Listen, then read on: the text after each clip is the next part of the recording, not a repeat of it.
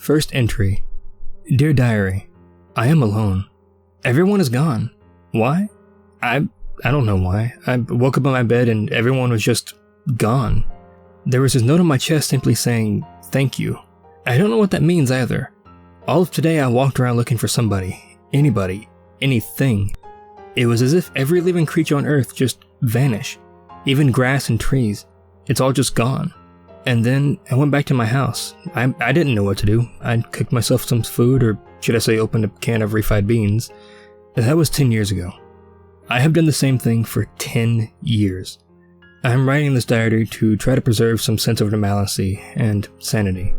I know I've lost it anyway. After all, I'm talking to a notebook as if it were a person. I travel along steadily looking for some kind of clue as to what has happened. Everything looks exactly the same as the day everyone disappeared. As if they just got up and left. The power's out, which means no radio broadcast. Trust me, I've tried. Hoping that there might be some hint as to what happened. I sleep where I want to sleep. I mean, after all, it's not as if their owners are coming back anytime soon. I wish I could tell you my name and age, but I can't. I don't remember. Second entry. Dear Diary, I'm walking through the capital of the US. I can't quite remember its name. Everything is just so fuzzy now. But that doesn't matter. What matters is that I found something that is alive. A dandelion. It's my pet. I have named him Dandy, and for once I have a companion. I tried feeding it some canned tomatoes, but it didn't work. I don't know why. I mean, doesn't it want to live? I guess the food does taste kind of bad now. I mean, even I can't always keep it down, and it sometimes wreaks havoc on my insides. I put the dandelion in the can, just in case I got hungry later. Third entry. Dear Diary, today is sad. My only friend is dead. Dandy is dead. I buried him. I cried. I cried for so long I threw up, wasting the precious food stuffings that I had consumed earlier. I scraped what I could of the vomit into the can Dandy had been living in. I figured I might need it later. I'm living in the White House.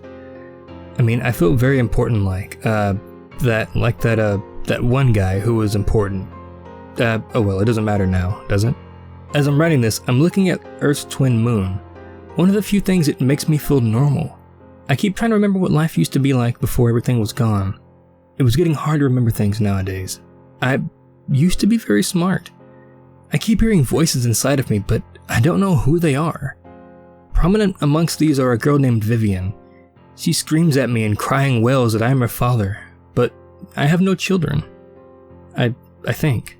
Fourth entry. Dear Diary, I wish I could find just one living thing. Anything would do. In 10 years, I haven't found one thing to keep me company. I would even take a despicable weed like a dandelion. I think I would still call it Dandy.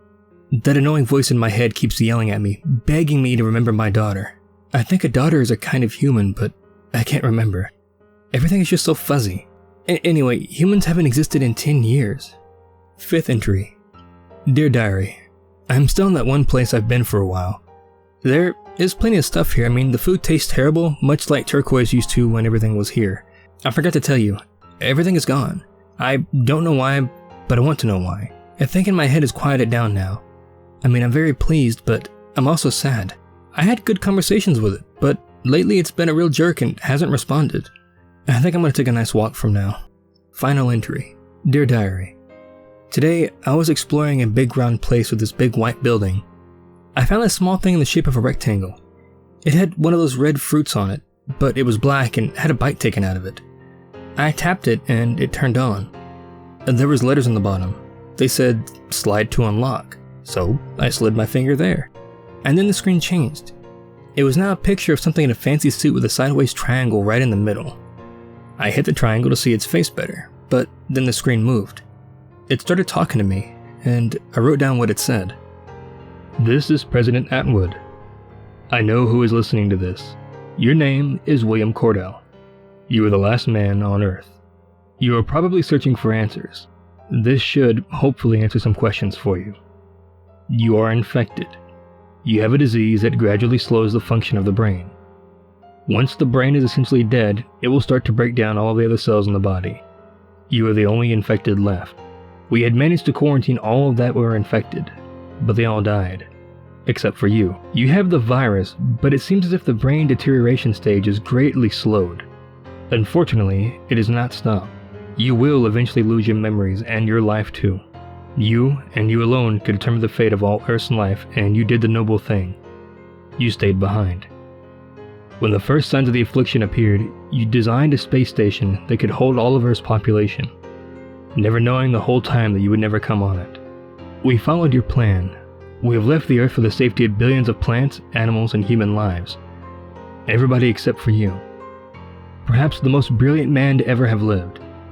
It pains me to leave you so alone, but you can always see us, and we can always see you. Your family will be trying to talk to you through your brain neurotransmitter.